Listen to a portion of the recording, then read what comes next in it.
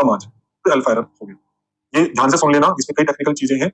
अब मान लीजिए कि आपने 5% के बाद में आपने एक लेवल आता है बीटा लेवल, एक वर्ड और आता है आपका beta level. Beta level normally कितना रखा जाता है? 20% रखा जाता है। तो 20% तक हम ये मान के चलते हैं कि इंडिपेंडेंट का जो डिपेंडेंट पे प्रभाव है वास्तव में पड़ रहा था, लेकिन किसी कारणवश नहीं पड़ पाया। 20% तक ये मान के चलते हैं। इसका प्रभाव क्या हुआ? अब हम 3 वैल्यू को लेकर चल रहे हैं।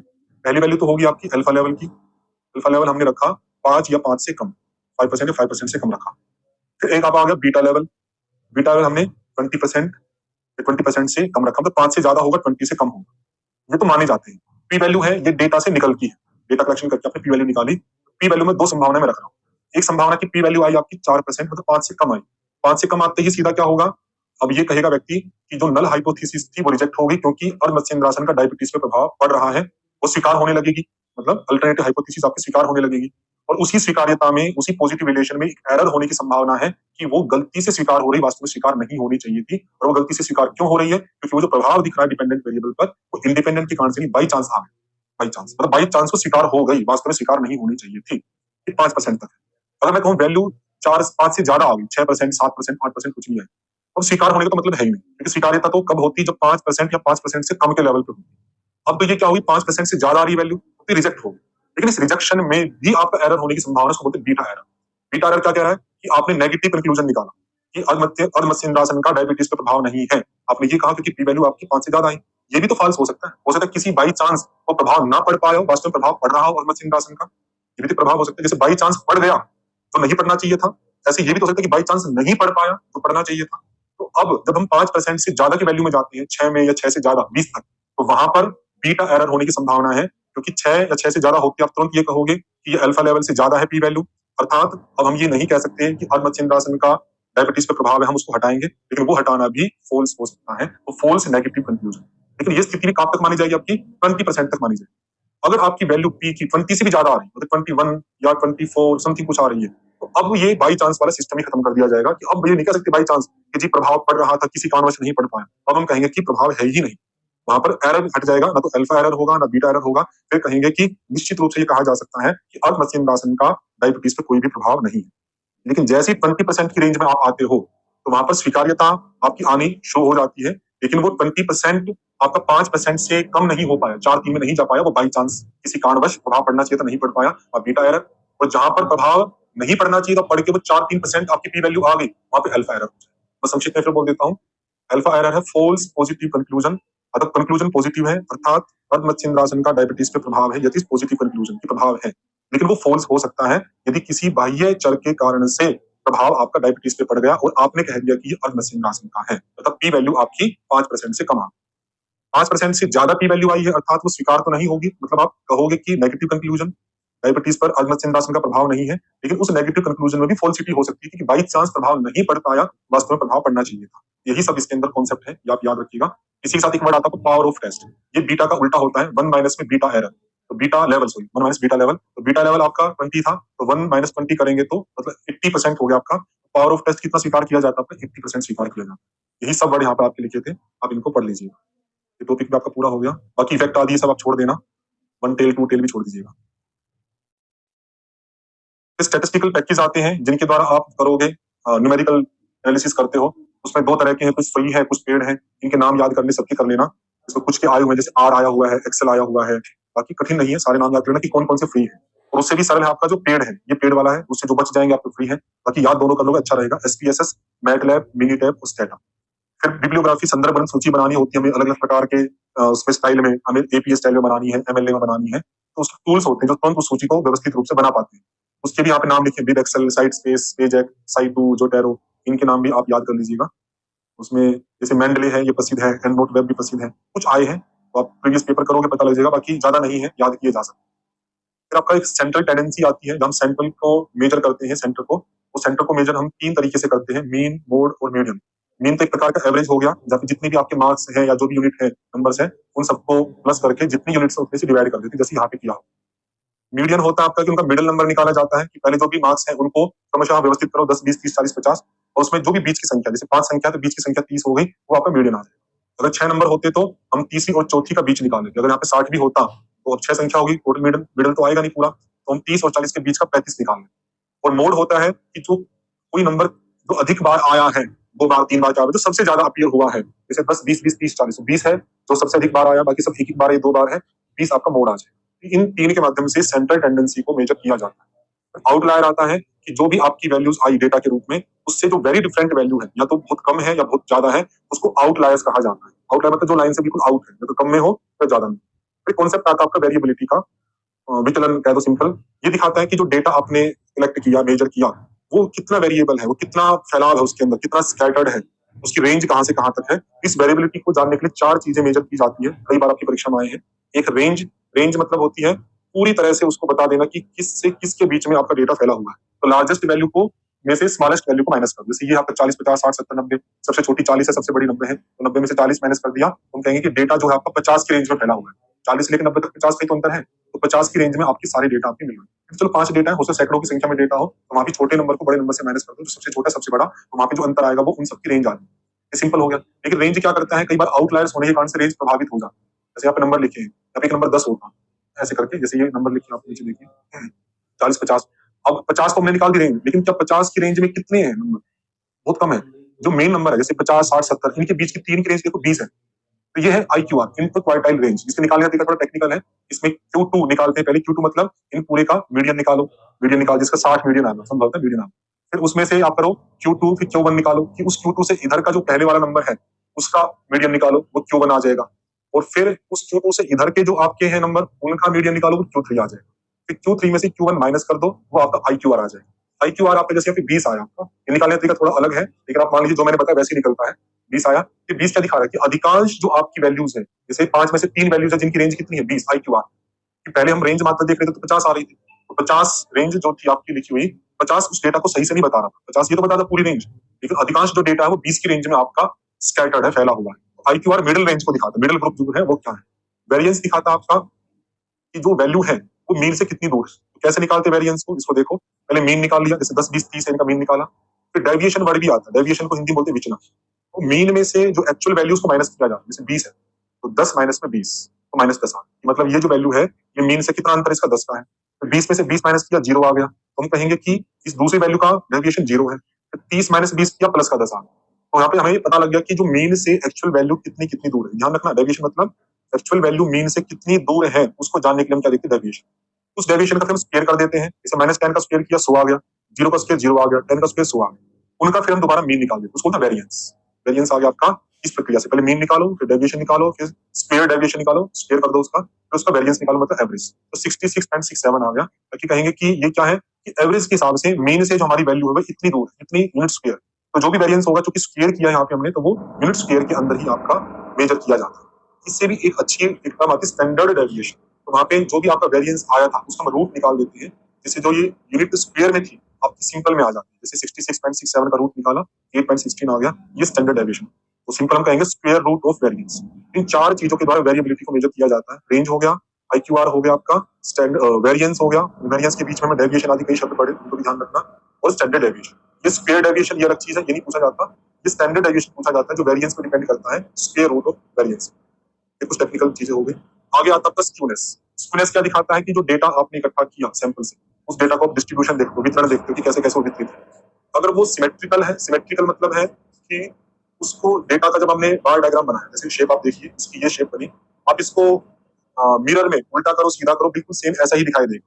ये होंगे जीरो स्क्यू का, मतलब इसमें जो डेटा है आपका वो उसमें कोई स्क्यू नहीं है। स्क्यू मतलब एसिमेट्रिकल।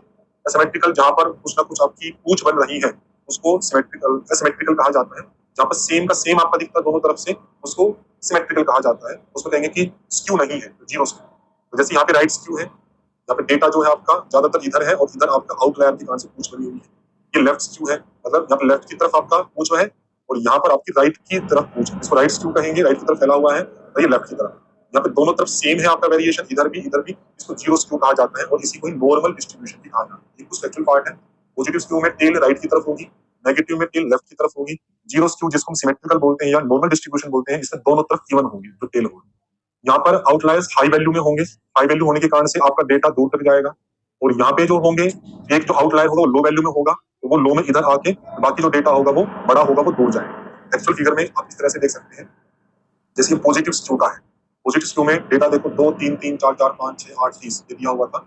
इसमें ज्यादातर जो वैल्यू है आपकी वो 2 से लेकर 8 तक है। एक आपका एक्सट्रीम आउटलायर 30 का, वो 30 को प्रेजेंट करने के लिए हमने एक वैल्यू यहाँ पे बना दी और वो एक फ्रीक्वेंसी तो एक कर दी। बाकी तो ज्यादातर जो वैल्यू थी 2, 3, 3, 4, 5, 6 ये 7 वैल्यू जो थी आपकी उनको हमने 7 फ्रीक्वेंसी के आधार पर यहाँ लिखा कि लगभग 2 से लेकर 7 तक की जो है ये व्यक्ति कितने हैं 7 है 7 हो गया। 8 वाला व्यक्ति 1 है तो 1 में दिखा दिया। जब इसका बार आप बनाओगे जो चार्ट बनाओगे ये ऐसे बनेगा कुछ। इसकी टेल कहाँ चलेगी राइट में, क्योंकि 30 वाला जो आउटलायर था इसको राइट की तरफ करना। और इस तरह की फिगर में जो आप देखेंगे क्योंकि आउटलायर बड़ा है तो मीन की वैल्यू ज्यादा होगी, तो याद रखना इसमें हमेशा मीन बड़ा होगा मीडियन से और मीडियन बड़ा होगा मोड से। ये आता आपकी परीक्षा में याद रखिए। और नेगेटिव स्क्यू के अंदर क्या होता है आपका उल्टा होता है, इसमें आउटलायर छोटा होता है। ज्यादातर वैल्यू देखो 55, 57 ये बड़ी बड़ी वैल्यू है जिनको हमने यहाँ पर डिनोट कर दिया इधर की तरफ। और एक वैल्यू आपकी 40 की जो छोटी थी वो हमने यहाँ डिनोट कर दी, एक वैल्यू। इसकी जो फिगर बनेगी वो कैसे बनेगी, इस तरह की बनेगी। तो यहाँ पे जो टेल होगी वो लेफ्ट की तरफ होगी, जो कि इसमें लो आउटलायर है इसका मीन कम होगा। मीन कम होगा तो मीन सबसे छोटा, मीन से बड़ा आपका क्या होगा मीडियन होगा, मीडियन से बड़ा होगा मोड। तो इसे मीन मीडियन मोड यहाँ पे था, मीन मीडियन मोड, बस साइन चेंज कर देना है। यहाँ पे बड़े बड़े में करते जाना है आपको और यहाँ पे आपको छोटे में करते जाना है। जब परीक्षा में पूछा जाता है इसको आप याद रखिएगा और समझा दीजिए। नॉर्मल डिस्ट्रीब्यूशन के अंदर आपका सब जीरो होगा, mean equal to mode equal to median. वहाँ पे ना तो मीन बड़ा होगा, ना मोड बड़ा होगा, ना मीडियन बड़ा होगा। ये कम स्थितियां होती है ऐसी, लेकिन अगर है अगर वो जीरो स्क्यू है नॉर्मल डिस्ट्रीब्यूशन है तो वहाँ पे तीनों के तीनों इक्वल। कर्टोसिस क्या कहता है, ये ऊपर की हाइट को डिनोट करता है, ऊपर की ऊंचाई कितनी है। ऊंचाई 3 तरह से हो सकती है, जहाँ पर डेटा आपका लगभग सिमेट्रिकल है उसको हम बोलते हैं मेसोकर्टिक। मेसोकर्टिक तो ये नॉर्मल डिस्ट्रीब्यूशन कहलाएगा, ना ज्यादा ऊंचा ना ज्यादा पतला। एक आता आपका प्लेटिकर्टिक, तो प्लेटू जैसा बन जाता है। एक आता आपका लेप्टोकर्टिक, जहाँ पर आपकी ऊंचाई बहुत ही हाई हो जाती है। 3 तरह के आपके डिस्ट्रीब्यूशन होते हैं। इसमें कुछ सेक्चुअल पार्ट आप ध्यान रख लीजिएगा कि इसकी टेल जो होगी मेसोकर्टिक की मीडियम टेल, ये नॉर्मल डिस्ट्रीब्यूशन है आपका, यहाँ पे लिखा हुआ है। प्लेटिकर्टिक में इसकी थिन टेल होती है, मोटी टाइप की होती है और ये यूनिफॉर्म छोड़ देना इसको। लेप्टोकर्टिक की फैट टेल होती है, मतलब बहुत ऊंचा आपका जाता है। इसकी फ्रीक्वेंसी मीडियम होती है, मतलब इसमें आउटलायर ना तो बहुत लो वाले ज्यादा होते हैं ना बहुत हाई, दोनों तरफ की सेम सेम होती है, तो दोनों तरफ इक्वल डिस्ट्रीब्यूशन होती है, इधर का भी इधर का, मतलब मीडियम हो। आउटलायर के जो होंगे तो सही हो सकते हैं, लेकिन ना तो बहुत लो में होंगे ना बहुत हाई में, और होंगे तो दोनों तरफ इक्वल होंगे। जब प्लेटिकर्टिक में क्या है, यहाँ पे लो ही होंगे, तो लो होने के कारण से वैल्यू जो वो हाई में नहीं जाएगी, नीचे नीचे की तरफ रहेगी। यहाँ पे आपके जो आउटलायर होंगे वो हाई में होंगे, ज्यादा वैल्यू होगी, तो यहाँ पे जो आपकी फ्रीक्वेंसी जाएगी वो हाइट की तरफ जाएगी। मतलब जो हाई वैल्यू है उसको आपको बताने के लिए ऊपर की तरफ आपको डेटा लेके जाना पड़ेगा। फिर कर्टोसिस के साथ में एक वर्ड और यूज किया जाता है, एक्सेस कर्टोसिस। अब उन्होंने एक फार्मूला लगा के निकाल लिया कि नॉर्मल जो डिस्ट्रीब्यूशन होता है उसमें कर्टोसिस की वैल्यू कितनी आती है, 3 आती है। ये निकाला होगा, फार्मूला करने की जरूरत नहीं है, नॉर्मल वैल्यू आपकी 3 हो गई। तो एक्सेस कर्टोसिस क्या करते हैं कि 3 माइनस में कर्टोसिस, तो 3 आपका लिया और कर्टोसिस की वैल्यू भी 3 आई है, तो 3 में से 3 जीरो, तो जीरो एक्सेस कर्टोसिस कहते कहेंगे कि ये जो डिस्ट्रीब्यूशन है ये मेसोकर्टिक है, नॉर्मल डिस्ट्रीब्यूशन है, इसका कोई भी विशेष आउटलायर नहीं है, मीडियम है। और जैसे हम प्लेटिकर्टिक का निकालेंगे, प्लेटिकर्टिक में हमेशा कर्टोसिस की जो वैल्यू होगी 3 से कम आएगी। तो जब हम 3 इसमें से 3 को माइनस करेंगे, मान लो कि इसकी वैल्यू आ गई 2 आ गई और 2 में से आपने 3 को माइनस किया तो इसकी वैल्यू नेगेटिव आई, मतलब इसका फार्मूला एक्सेस कर्टोसिस का है आपका कर्टोसिस माइनस 3, कर्टोसिस माइनस में 3। तो कर्टोसिस आपका 2 आया, उसमें से 3 माइनस किया तो minus value negative. Kurtosis value इसमें जो लेप्टोकर्टिक इसमें हमेशा 3 से बड़ी आएगी, 4 या 5, तो 4 में से 3 माइनस किया आपने तो यहाँ पे वैल्यू हमेशा पॉजिटिव है। ये फैक्ट हो गया जो आपकी परीक्षा में आता है, बस इसको आप याद रखें फैक्ट को, बाकी समझ आपको अलग से मैंने कराई रखी, उसको ध्यान रखें। अगला टॉपिक आता है आपका पैरामेट्रिक और नॉन पैरामेट्रिक टेस्ट। तो ये हमें नहीं पता दोनों के दोनों प्रकार के जो टेस्ट आपकी क्वांटिटेटिव में होते हैं, अर्थात न्यूमेरिकल नहीं होते, जब आपके डेटा नंबर के फॉर्म में होंगे, ये नंबर के फॉर्म में नहीं है तो हम इन टेस्ट का यूज नहीं कर सकते। बस इतना अंतर रहता है कि जहां पर आपका डेटा इक्वली डिस्ट्रीब्यूट है, कुछ पैरामेट्रिक स्टैटिस्टिकल एजम्पशंस होते हैं, वो एजम्पशंस आप देख लीजिए। अगर वे एजम्पशंस आपके पूरे हो रहे हैं तो हम वहां पर पैरामेट्रिक टेस्ट यूज करेंगे। यदि वे सारे के सारे एजम्पशंस पूरे नहीं हो रहे, एक हो रहा बाकी नहीं हो रहे, तो सारे के सारे ही होने चाहिए, कुछ हुए कुछ नहीं हुए, तब भी आप नॉन पैरामेट्रिक टेस्ट यूज करेंगे। तो पहला एजम्पशन क्या, नॉर्मलिटी। जो नॉर्मल डिस्ट्रीब्यूशन हमने पढ़ा था, जो डेटा है आपका वो बेल शेप में होना चाहिए, नॉर्मली होना चाहिए, उसमें आउटलायर्स मतलब जीरो स्क्यू होना चाहिए और मेसोकर्टिक होना चाहिए, तभी हम पैरामेट्रिक का यूज करेंगे। दूसरा था होमोजेनिटी ऑफ वेरिएंस। इसका मतलब होता है जैसे अलग अलग ग्रुप में जब आप काम करते हो, ग्रुप में जब स्टैंडर्ड डेविएशन निकाला आपने उनकी वेरिएंस को जानने के लिए, वो सबका लगभग इक्वल होना चाहिए, मतलब डेटा का जो स्प्रेड है या स्कैटर्डनेस है वो सबकी बराबर हो। ऐसा नहीं कि किसी ग्रुप का डेटा बहुत ज्यादा स्कैटर्ड है, किसी का कम है, किसी की रेंज ज्यादा आ रही है, किसी की कम आ रही है, तो वहां पर अगर ऐसी स्थिति है तो पैरामेट्रिक टेस्ट यूज नहीं किया जाएगा। तो होमोजेनिटी वेरिएंस, इसका ये नाम भी बोला जाता है होमोजेनिसिटी, आप याद रखिएगा। इंडिपेंडेंस ऑफ ऑब्जर्वेशन, जो भी डेटा है आपका वो जिसे आप सिलेक्ट करोगे वो इंडिपेंडेंट होना चाहिए आपकी ऑब्जर्वेशन की दृष्टि, अर्थात किसी का भी रिजल्ट किसी एक दूसरे से प्रभावित नहीं होना चाहिए कि एक का रिजल्ट किसी दूसरे से प्रभावित हो रहा है, तो वो अगर होगा तो फिर वहां पर पैरामेट्रिक यूज नहीं होगा। लीनियरिटी हो कि दोनों के बीच में लीनियर रिलेशनशिप हो, जो कोरिलेशन का हमने कहा था कि इंडिपेंडेंट और डिपेंडेंट के बीच में जैसे होता है आपका, लीनियरिटी वाला हो गया। और वहां पे डेटा कलेक्शन आपका इंटरवल या रेशियो स्केल पे होना चाहिए, अगर नॉमिनल ऑर्डिनल में होगा तो नहीं होगा। तो कोई आउटलायर ना हो सिग्निफिकेंट, ज्यादा आउटलायर ना होना, एक्सट्रीम लो में हो ना एक्सट्रीम हाई में हो, मतलब नॉर्मल डिस्ट्रीब्यूशन होना चाहिए आपका। अगर ये 6 आपके स्टैटिस्टिकल एजम्पशंस पूरे हो रहे हैं तो ही हम पैरामेट्रिक यूज कर सकते हैं। अगर इन 6 में से किसी एक की भी कमी है तो नॉन पैरामेट्रिक यूज करेंगे। 6 के 6 को याद रखिए। फिर पैरामेट्रिक के अंदर कुछ सिंपल वर्ड, एक तो रिग्रेशन टेस्ट होता है जो कार्यकारी संबंध को बताता है, तो रिग्रेशन टेस्ट हो गया आपका। कंपैरिजन टेस्ट है जो दो ग्रुप के मीन्स, एक तो हमें ध्यान रखना है कि ये जो पैरामेट्रिक टेस्ट है ये मीन्स पे काम करता है, क्योंकि हमने बता ही दिया था पहले ये मीन्स पे काम करेगा। और जो ये नॉन पैरामेट्रिक टेस्ट है ये मीडियन पे काम करता है, ये मीन निकाल के उसको मेजर करता है एक दूसरे के ग्रुप के साथ में। ये नॉन पैरामेट्रिक वाला ये मीडियन निकाल के तब एक दूसरे को करता है। यहाँ पे नॉर्मल डिस्ट्रीब्यूशन होता है पैरामेट्रिक में, ये डिस्ट्रीब्यूशन फ्री होता है, इसमें स्क्यूनेस होती है, पॉजिटिव हो या नेगेटिव हो। और ये दो हो गए, और इनके नाम याद रखने, T test, Z test, Pearson, R correlation, F आदि के नाम आप अलग से याद कर लीजिएगा। ये विशेषता मैंने बता दी। तो रिग्रेशन बता दिया, कारणकारी संबंध को जो हम जानते हैं रिग्रेशन हो गया, जहाँ पर हम एक ग्रुप के मीन्स को दूसरे ग्रुप से मेजर कर रहे हैं तो कंपैरिजन टेस्ट, जो कि कई प्रकार का होता है, एनोवा मेनोवा, हम आगे देखेंगे एनोवा मेनोवा की हल्की हल्की व्याख्या। तो ये देख सकते हैं प्रियरिटी टेस्ट का मतलब हो गया जब दो अलग अलग ग्रुप हैं और उन ग्रुप को मीन्स को आपस में कंपेयर कर रहे हैं तो प्रियरिटी टेस्ट हो जाएगा आपका।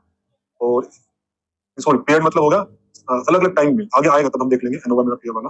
कोरिलेशन टेस्ट हो गया आपका, जहां पर हम कारण कार्य तो नहीं जान रहे, बस एक दूसरे के साथ साथ के रहने के एसोसिएशन को जान रहे हैं कि दोनों के दोनों वेरिएबल या दो से अधिक वेरिएबल साथ साथ रहते हैं या नहीं रहते, बस इतने कोरिलेशन को जानते हैं। Correlation test, Pearson R correlation को हमने नाम देखा था, ये नाम आप याद कर लें। कंपैरिजन मैंने डाली, टी टेस्ट मतलब है जहां पर हम मीन तो इसमें रहेगा ही रहेगा जितने भी आपके पैरामेट्रिक है, जब दो ग्रुप के मीन को कंपेयर करते हैं तो टी टेस्ट, जब एक सैंपल के मीन को पॉपुलेशन के मीन से कंपेयर करते हैं तो जेड टेस्ट हो गया। एनोवा मेनोवा आगे आएगा। पियर्सन आर कोरिलेशन में जहां पर दो वेरिएबल्स के बीच के कोरिलेशन को चेक करते हैं तो कोरिलेशन, जब कारण कार्य संबंध को चेक करते हैं तो लीनियर रिग्रेशन। एनोवा की फुल फॉर्म आपकी एनालिसिस ऑफ वेरिएंस, वेरिएंस को एनालाइज करना। वेरिएंस हमने पढ़ाई था, 4 प्रकार से देखते थे, रेंज था आपका, स्टैंडर्ड डेविएशन आदि करके। तो एनोवा में क्या होता है, जब हम 3 या 3 से अधिक ग्रुप होंगे आपके और उन ये आपके इंडिपेंडेंट वेरिएबल के, और एक डिपेंडेंट वेरिएबल पर अगर हम उनको कंपेयर कर रहे हैं एनोवा, यदि हम सिंपल दो को कर रहे थे तो वो टी टेस्ट था, दो ग्रुप के मीन को कंपेयर कर रहे थे तो टी टेस्ट। दो से अधिक ग्रुप है आपके इंडिपेंडेंट के और एक डिपेंडेंट वेरिएबल है, डिपेंडेंट वेरिएबल ज्यादा नहीं है, एक ही है, उसको एनोवा कहेंगे। और जहां पर डिपेंडेंट वेरिएबल भी कई है उसको मेनोवा कहा जाता है, multiple ANOVA, multiple analysis of variance. ANOVA में भी दो हमने देखे, एक तो हो गया वन वे एनोवा, एक repeated ANOVA. One way ANOVA में हो गया आपका कि इंडिपेंडेंट वेरिएबल में अलग अलग आपके ग्रुप थे, जैसे टीचर वाइज दिखा रखा है, यहाँ पे 3 टीचर हैं और उनको एक ही टाइप के जो स्टूडेंट्स जितने भी आपके, उनके ऊपर हम उनके प्रभाव को देख रहे हैं कि टीचर एक ने पढ़ाया, 2 ने पढ़ाया, 3 ने पढ़ाया, तो उनका क्या फाइनल एग्जाम स्कोर रहा। ये होगा one way ANOVA. Repeated ANOVA में टाइम का आपका अंतर आ जाता है कि सेम ग्रुप को हम रिपीटेड टाइम में आज किया, फिर 10 दिन बाद किया, फिर 20 दिन बाद किया, रिपीटेड टाइम में जब हम मेजर करते हैं आपको रिपीटेड एनोवा हल्का हल्का, ये एक टाइम में हम कर रहे हैं, ये रिपीटेड टाइम में कर रहे हैं। मेनोवा में आपको बता ही दिया, जहां पर इंडिपेंडेंट वेरिएबल भी कई है और डिपेंडेंट वेरिएबल भी कई आपके, वहां पे मेनोवा का यूज किया जाता है। इनका कंपैरिजन भी किया हुआ है, वहां पर देख लेना। तो बाकी जितने शब्द है उतने याद रखना। एफ टेस्ट इतना खास नहीं है, आप नाम नाम करके छोड़ सकते हो एफ टेस्ट का, बाकी आप पहले जो समझा उतना ही याद रखिएगा। अब हम पैरामेट्रिक नॉन पैरामेट्रिक को आपस में कंपैरिजन करें, जैसे इंडिपेंडेंट टी टेस्ट था आपका, जहां पर इंडिपेंडेंट ग्रुप है अलग अलग, उनको हम कंपेयर कर रहे हैं। तो पैरामेट्रिक में तो इंडिपेंडेंट टी टेस्ट है, उसी की ही नॉन पैरामेट्रिक में मैन विटने यू टेस्ट है, बस बाकी सब प्रक्रिया वही है। बस यहाँ पे स्टैटिस्टिकल एजम्पशन पूरे हो रहे थे, डेटा के जो 6 हमने पढ़े थे तो पैरामेट्रिक यूज कर लिया, वहां पे स्टैटिस्टिकल एजम्पशन पूरे नहीं हो रहे थे तो उसी डेटा में हम नॉन पैरामेट्रिक यूज किया। तो इसी अगर हम दो इंडिपेंडेंट ग्रुप को कंपेयर कर रहे हैं और नॉन पैरामेट्रिक यूज करेंगे तो मैन विटने यू टेस्ट, और पैरामेट्रिक यूज करेंगे तो इंडिपेंडेंट टी टेस्ट। और दो ग्रुप को टाइम वाइज कंपेयर कर रहे हैं कि अब इस टाइम किया फिर अगले टाइम में किया, तो पेयर टी टेस्ट है, और उसी का है आपका विल्कोक्सन साइन रैंक टेस्ट, ये नॉन पैरामेट्रिक है। वही अगर कई सारे इंडिपेंडेंट वेरिएबल को एक डिपेंडेंट पे कर रहे थे, यहाँ पे वन वे एनोवा था, वहाँ पे क्रुस्कल वैलिस था, यहाँ पे रिपीटेड टाइम के आधार पर आप कर रहे हो तो यहाँ पे रिपीटेड मेजर्स एनोवा था या फ्रीडमैन टेस्ट। तो ऐसे ही करके ये 4 आप याद रखना, बाकी आगे के छोड़ देना, ये 4 आप रखना कि उसके वहां पर नॉन पैरामेट्रिक वर्जन कौन कौन से हैं, बाकी व्याख्या मैंने आपको बताई दी थी। रिप्रेजेंटेशन में ये थीसिस आदि का आपको पता ही, देख लेना। लाइकर्ट स्केल होता है आपका, जहां पर कई सारे आंसर्स में उसको मेजर किया जाता है, जैसे एक आपका क्वेश्चन आया स्टेटमेंट है और उसके हम 5 से 7 तक यदि जब आंसर देते हैं तो वो लाइकर्ट स्केल होता है, उस पर आपके बिहेवियर को, आपके एटीट्यूड को मेजर करेंगे। अगर 5 से कम अगर आपके वहां पे आंसर दे रखे, ऑप्शन दे रखे हैं, तो वहां पे लाइकर्ट स्केल उसको नहीं कहा जाता।